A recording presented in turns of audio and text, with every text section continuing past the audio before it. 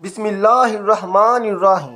آج کی ویڈیو میں ہم آپ کو آیت الکرسی کی احادیث مبارکہ کی روشنی میں ایسے فوائد بتانے والے ہیں کہ جن کے بارے میں شاید آپ پہلے نہیں جانتے ہوں گے۔ حضرت علی رضی اللہ تعالیٰ عنہ فرماتے ہیں، میں نے رسول اللہ صلی اللہ علیہ وآلہ وسلم کو ممبر کی سیڑھیوں پر فرماتے ہوئے سنا، جو شخص ہر نماز کے بعد آیت الکرسی پڑھتا ہے تو اس کو دخول جنت سے صرف موت روکے ہوئے ہیں، اور جو شخص سونے کے لیے اپنے بستر پر لیٹتے وقت اسے پڑھتا ہے تو اللہ اس کے گھر کو، اس کے پڑوسی کے گھر کو اور اس کے آس پاس کے گھر والوں کو امن عطا کر دیتا ہے۔ اس طرح سیدنا ابی بن کعب رضی اللہ تعالیٰ عنہ بیان کرتے ہیں کہ نبی کریم صلی اللہ علیہ وآلہ وسلم نے ان سے پوچھا، اے ابو منظر، کیا تم جانتے ہو کہ تمہارے پاس کتاب اللہ کی سب سے زیادہ عظمت والی آیت کون سی ہے؟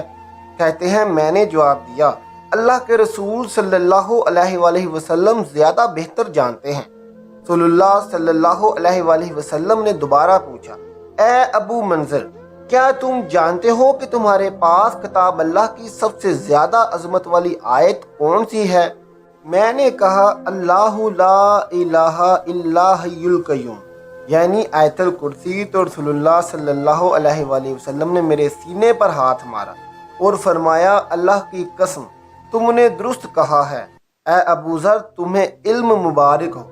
اسی طرح احمد بن حنبل رحمۃ اللہ علیہ کا کہنا ہے کہ اسماء بنت یزید بن سکن رضی اللہ تعالیٰ عنہ کہتی ہیں کہ میں نے رسول اللہ صلی اللہ علیہ وآلہ وسلم کو یہ فرماتے ہوئے سنا کہ ان دو آیتوں یعنی الف لام میم اور اللہ لا الہ الا میں اللہ تعالیٰ کا اسم اعظم ہے۔ اس سے مراد یہ ہے کہ آیت الکرسی کی تلاوت جس سبب سے بھی کی جائے، کیونکہ اس میں اللہ کو اسم اعظم سے پکارا جا رہا ہے، تو اس کا جواب ضرور ملتا ہے۔ اسی طرح ایک اور حدیث مبارکہ میں حضرت ابو ہریرہ رضی اللہ تعالیٰ عنہ فرماتے ہیں کہ رسول اللہ صلی اللہ علیہ وآلہ وسلم نے مجھے صدقہ فطر کی حفاظت کرنے پر مأمور فرمایا۔ بس ایک شخص میرے پاس آیا اور غلے سے مٹھی بھرنے لگا۔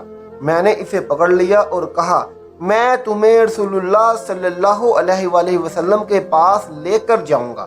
اس نے کہا کہ میں محتاج ہوں، میرے بچے ہیں اور میں بہت ضرورت مند ہوں۔ راوی بیان کرتے ہیں کہ میں نے اسے چھوڑ دیا۔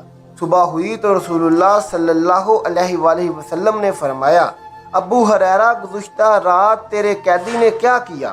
میں نے عرض کی، یا رسول اللہ صلی اللہ علیہ وآلہ وسلم، اس کو سخت ضرورت تھی اور اس نے بچوں کا نام لیا تو مجھے اس پر رحم آ گیا، میں نے اسے چھوڑ دیا۔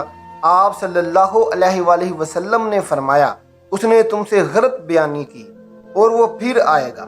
راوی کہتے ہیں کہ مجھے یقین تھا کہ جب آپ صلی اللہ علیہ وآلہ وسلم نے فرما دیا ہے تو آپ صلی اللہ علیہ وآلہ وسلم کے فرمان کے مطابق وہ پھر ضرور آئے گا۔ میں پھر سے اس کی طاق میں بیٹھ گیا۔ وہ آیا اور غلہ بھرنے لگا تو میں نے اسے پکڑ لیا اور کہا، میں تمہیں ضرور رسول اللہ صلی اللہ علیہ وآلہ وسلم کی خدمت میں پیش کروں گا۔ یہ تیسری اور آخری مرتبہ ہے۔ تم کہتے ہو میں پھر نہیں آؤں گا، لیکن پھر آ جاتے ہو۔ اس نے کہا، مجھے چھوڑ دو، میں تمہیں چند کلمات سکھاؤں گا جن کے ذریعے اللہ تمہیں فائدہ پہنچائے گا۔ جب تم سونے کے لیے اپنے بستر پر جاؤ تو مکمل آیت الکرسی پڑھو، اللہ کی طرف سے تم پر ایک محافظ مقرر ہو جائے گا اور شیطان تمہارے قریب بھی نہیں آ پائے گا حتیٰ کہ صبح ہو جائے گی۔ میں نے اسے چھوڑ دیا۔ صبح ہوئی تو رسول اللہ صلی اللہ علیہ وآلہ وسلم نے فرمایا، تمہارے قیدی نے آج پھر کیا کیا؟ میں نے عرض کیا، اے اللہ کے رسول صلی اللہ علیہ وآلہ وسلم، اس نے کہا کہ مجھے چند کلمات سکھائے گا جن کے ذریعے علم میں مجھے فائدہ پہنچے گا۔ آپ صلی اللہ علیہ وآلہ وسلم نے فرمایا، اس نے تم سے سچ کہا، حالانکہ وہ جھوٹا ہے۔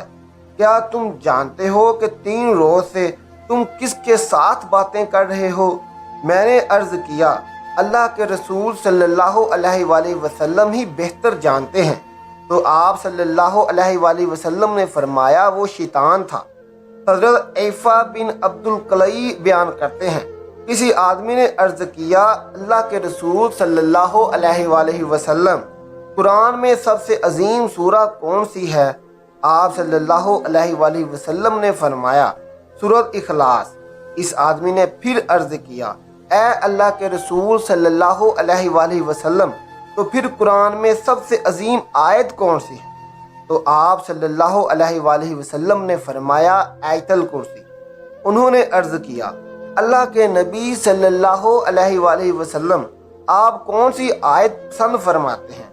تو آپ صلی اللہ علیہ وآلہ وسلم کو اور آپ صلی اللہ علیہ وآلہ وسلم کی امت کو مل جائے تو آپ صلی اللہ علیہ وآلہ وسلم نے فرمایا، سورۃ بقرہ کا آخری حصہ، کیونکہ وہ اللہ تعالیٰ کے عرش کے نیچے اس کی رحمت کے خزانوں میں سے ہے جو اس نے اس امت کو عطا فرمائی ہے، اور وہ دنیاوی اور آخرت کی تمام بھلائیوں پر مشتمل ہے۔